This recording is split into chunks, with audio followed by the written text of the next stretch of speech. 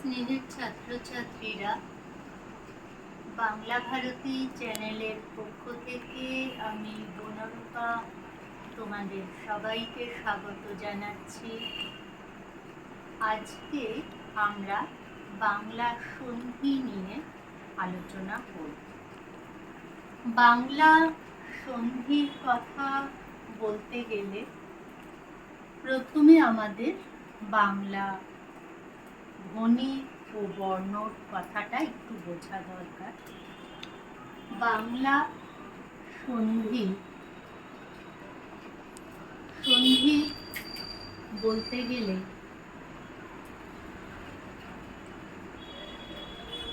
ধ্বনির সঙ্গে ধ্বনি বা বর্ণের সঙ্গে বর্ণের মিলনকে সন্ধি বলা হয়। ধ্বনি বলতে গেলে আমাদের জিভের সবচেয়ে কম প্রচেষ্টায় আমরা যা উচ্চারণ করতে পারি তাকেই বলা হয় ধ্বনি বা অক্ষর। আর ধ্বনির লিখিত রূপকে বলা হয় বর্ণ। এখন বাংলা ভাষায় ধ্বনি বা এর লিখিত রূপ বর্ণকে আমরা দুভাগে ভাগ করতে পারি। এক হলো স্বরধ্বনি এবং অপরটি ব্যঞ্জন ধ্বনি। স্বরধ্বনির লিখিত রূপ স্বরবর্ণ,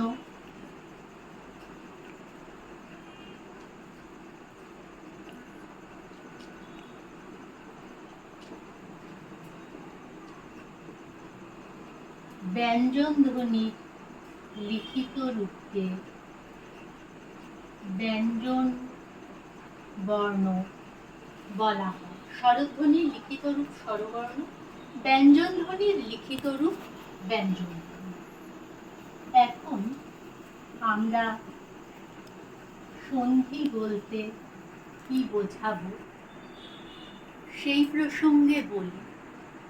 পাশাপাশি দুটি ধ্বনি বা বর্ণের মিলনকে সন্ধি বলা হয়। পাশাপাশি অবস্থিত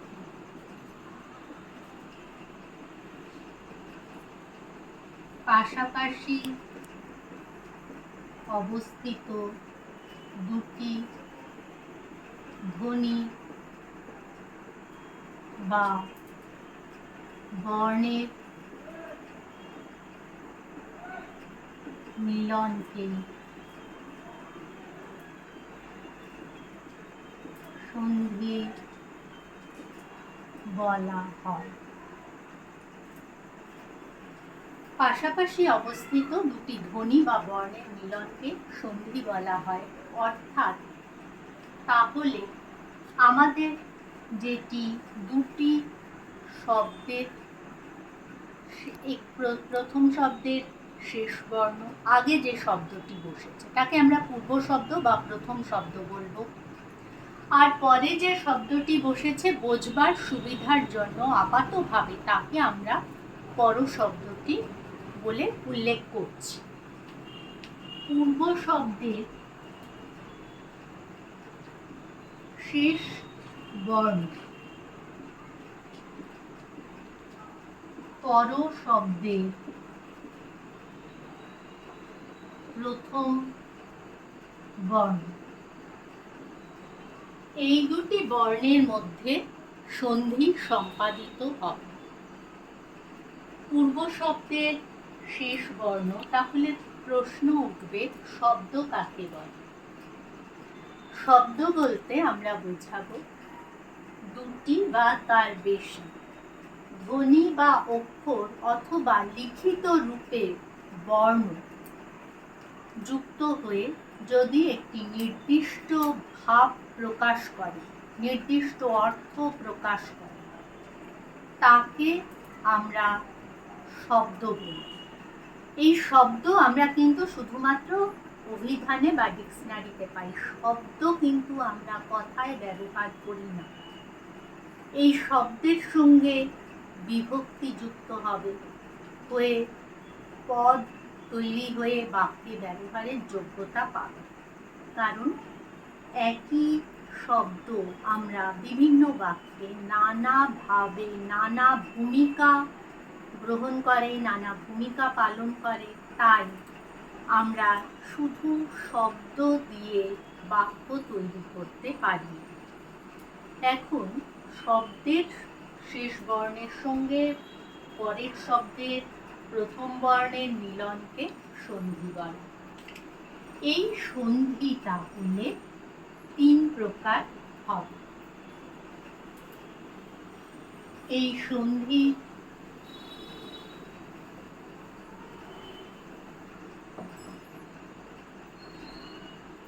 প্রকার হয়: স্বরসন্ধি,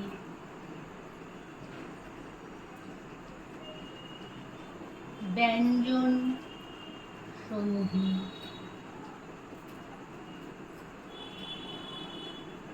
এবং বিসর্গ সন্ধি। স্বরবর্ণের সঙ্গে স্বরবর্ণের মিলনকে স্বরসন্ধি বলা হয়। অর্থাৎ পূর্ব শব্দের শেষ বর্ণ স্বরবর্ণ, পর শব্দের প্রথম বর্ণ স্বরবর্ণ, তাকে আমরা স্বরসন্ধি বলব। উদাহরণ দিই, যেমন আমি যদি বলি মহা যুক্ত আকাশ, তাহলে সন্ধি করে আমরা বলব মহাকাশ। স্বরসন্ধি নিয়ে আমাদের আজকের বিশদ আলোচনা হবে, তাতে আমরা পরে আসছি। আপাতত স্বরসন্ধির বৈশিষ্ট্য হল স্বরবর্ণের সঙ্গে স্বরবর্ণের মিলন। দ্বিতীয় বৈশিষ্ট্য হল সন্ধি যুক্ত বর্ণ সবসময় পূর্ব বর্ণে যুক্ত হবে। সন্ধি যুক্ত বর্ণ সবসময় পূর্ব বর্ণে যুক্ত হবে, এর কোনো ব্যতিক্রম নেই। সবসময় পূর্ব বর্ণে যুক্ত হবে। পরবর্তী বৈশিষ্ট্যের ক্ষেত্রে আমাদের স্বরবর্ণের মধ্যে হ্রস্বস্বর এবং দীর্ঘস্বর, এই দুটির পার্থক্য একটু বুঝতে হবে। স্বরবর্ণগুলিকে আমরা দুটি ভাগে ভাগ করতে পারি। স্বরবর্ণ মোট 11টি, তার মধ্যে হ্রস্বস্বর 4টি: অ, হ্রস্ব ই, হ্রস্ব উ এবং ঋ। হ্রস্ব বর্ণ বা যে বর্ণ অপেক্ষাকৃত হালকাভাবে উচ্চারিত হয়, তাই জন্যেই তাকে হ্রস্ব বর্ণ বলা হয়। আর দীর্ঘ বর্ণ হলো যে বর্ণগুলি অপেক্ষাকৃত বেশি সময় নিয়ে এবং বেশি শ্বাসবায়ু নিয়ে উচ্চারিত হয়, তাদের দীর্ঘ বর্ণ বলা হয়। সেখানে আ, দীর্ঘ ই, দীর্ঘ উ, এ, ঐ, ও, ঔ, এই 7টি বর্ণকে আমরা দীর্ঘ বর্ণ বলি। কিন্তু সন্ধির ক্ষেত্রে, স্বরসন্ধির ক্ষেত্রে সন্ধিযুক্ত বর্ণ সব সময় দীর্ঘ বর্ণ হবে। বৈশিষ্ট্যটি হল সন্ধিযুক্ত বর্ণ সব সময় দীর্ঘ বর্ণ হবে।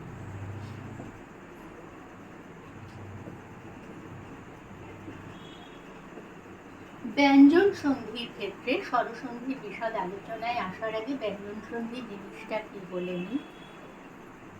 ব্যঞ্জন সন্ধির ক্ষেত্রে স্বরবর্ণ সঙ্গে ব্যঞ্জন বর্ণের মিলন ঘটতে পারে, অথবা ব্যঞ্জন বর্ণের সঙ্গে স্বরবর্ণের মিলন ঘটতে পারে। স্বরসন্ধি সম্পর্কে প্রাথমিক ধারণা আশা করি তোমরা পেয়েছো। পরের অনুষ্ঠানে আমরা স্বরসন্ধি সম্পর্কে বিশদ আলোচনা করব এবং তোমাদের যদি কোনো প্রশ্ন থাকে তোমরা সেটা আমাকে জানাতে পারো। আমি চেষ্টা করব তোমাদের সেই প্রশ্নগুলির উত্তর দেওয়ার আমাদের এই অনুষ্ঠানে। এবং তোমরা প্লিজ এটাকে লাইক, শেয়ার, সাবস্ক্রাইব করো। তোমাদের যদি কোনো পড়াশোনার সুবিধা হয়, তোমাদের পড়াশোনায় সাহায্য হলে, অধ্যায় বুঝতে সুবিধা হলে আমার এই প্রচেষ্টা সার্থক।